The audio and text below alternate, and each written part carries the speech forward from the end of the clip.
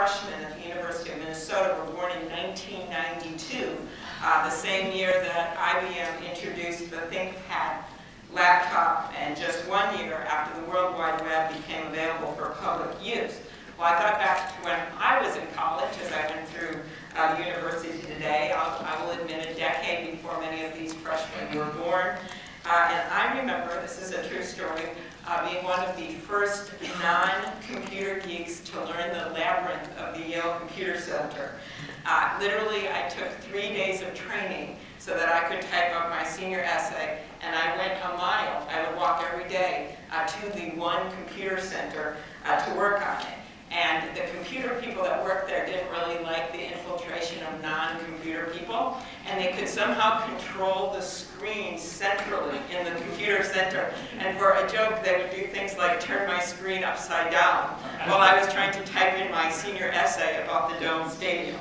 I did have the last laugh because I got that whole essay typed in, I was able to edit it, I got it published, and I finished much more quickly than my fellow students, and then embarked on the not-so-lucrative career because I had this special know-how of how to use the computer, of typing in other Yale students' senior essays for $1 a page.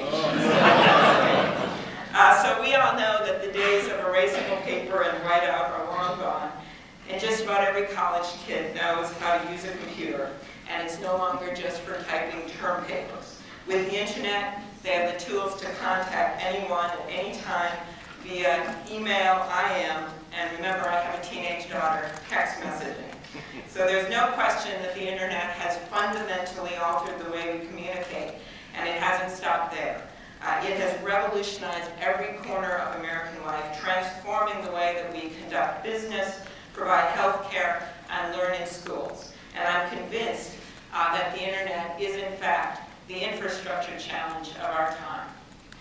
Just as we worked to bring electricity and telephone service to every home in the 1930s, we're now working to bring high-speed, affordable internet to every home in America.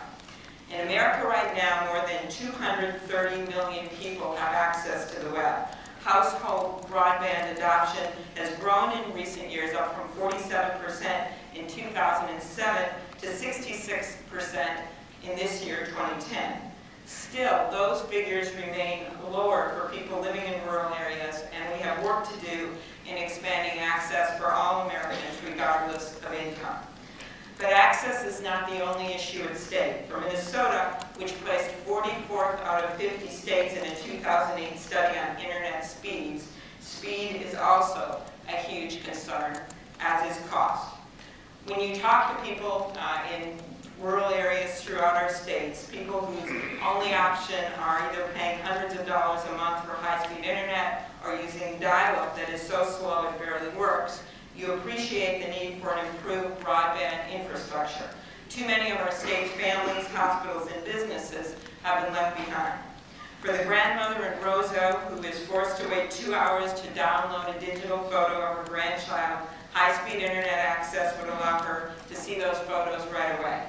For the cancer patient in La Cuparro who is forced to drive hundreds of miles every month to see the closest specialist, a fast broadband connection would give him access to telemedicine, allowing him to consult with the doctor from the comfort of his living room. For the entrepreneur in Cook County who currently can't meet clients on the other side of the country without buying an expensive plane ticket, high-speed internet would mean he could meet those clients face-to-face with an online video conference. Or the Leech Lake tribal person who doesn't have access to a community computer center, who has to access and learn how to use the internet. These are just a few examples of the power of high-speed broadband to change people's lives. We all know it is a critical tool in the 21st century for our teachers, our business leaders, and for public safety. And like any other infrastructure project, it also holds enormous potential for creating jobs. By one estimate, every 1% increase in broadband deployment sparks the creation of some 300,000 jobs. That's a Brookings Institute estimate. I don't know about you, but I want those jobs to go to places like Minneapolis and St. Paul, or Wyndham, or Crookston, and not to Mumbai, Hong Kong, or Beijing.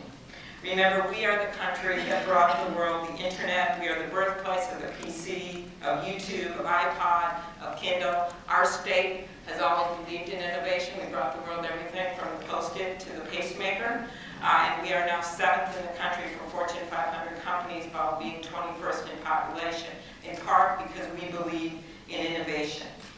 We are home in this country to a number of game-changing technologies that have harnessed the power of the web to change the way that we live and work, from the way we run our businesses to the way we read books, listen to music, and manage our money. But in recent decades, we have fallen behind. Out of 57 industrialized countries, the U.S. now ranks 23rd for access, speed, and affordability of the internet. Our average connection speed is 4.7 megabytes per second. To put that number in perspective, the average speed in South Korea is 33 megabytes per second. It's like much of the world is whizzing by in flashy new sports cars, and too many parts of America is still puttering along in Model Ts. When I think about the challenges of competing in the world economy, I'm always reminded of the opening ceremonies in the Beijing Olympics, the Summer Olympics. I remember watching them on a fuzzy TV with my family and seeing those 2,000 perfectly synchronized drummers and thinking, we are in trouble. Well, those drum beats are only getting louder and louder and louder.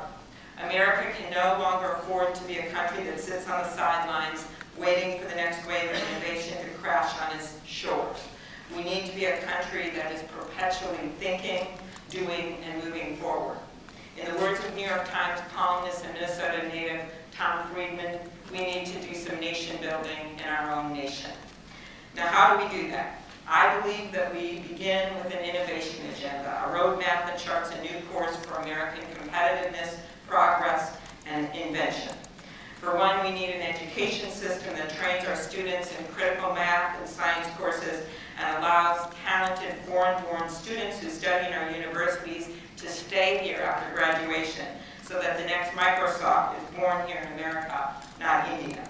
We need policies that encourage invention, like a strong, stable R&D tax credit and a streamlined process for commercializing university research. We need an increased emphasis on exports, not only for the 3Ms and Cargills of the world, but also our small and medium-sized businesses, as 95% of our potential customers right now in this country are outside of our borders.